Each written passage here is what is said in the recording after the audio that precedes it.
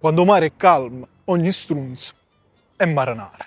Come un proverbio napoletano riassume tutta l'essenza della natura umana. Che cosa significa? Che quando il mare è calmo chiunque può essere un buon marinaio, cioè quando le cose vanno bene, quando va tutto tranquillo, chiunque è bravo, tutti si fanno capaci, però quando la vita si complica, quando sei in una situazione difficile, è lì che si vede la vera persona. È per questo che è un proverbio che si usa per chi giudica, chi moralizza dall'alto, ma non si trova in una situazione difficile. Ecco, chi si sente superiore solo perché non si trova nella tua stessa situazione e magari ti dice no, io avrei fatto così, secondo me hai sbagliato, ed è lì che tu dici quando mare è calmo, ogni strunzo è maranare. Cioè non eri in difficoltà come me, quindi è ovvio che ora ti fai capace. È la massima filosofica più antica di sempre. Non si giudica un uomo nei suoi giorni facili, ma nelle difficoltà. È un proverbio che ricorda tanto Publilio Sirio, un antico drammaturgo che in uno dei suoi testi teatrali scrive: quando il mare è calmo, chiunque può fare il timoniere. Quindi se qualcuno dall'alto, non conoscendo cosa succede nella tua vita, ti critica, tu non affannarti e digli che quando il mare è calmo, ogni strunzo è maranare. E se sei uno di quegli strunz che giudica nel mare calmo, prima di giudicare pensa al mare in cui sta navigando quella persona.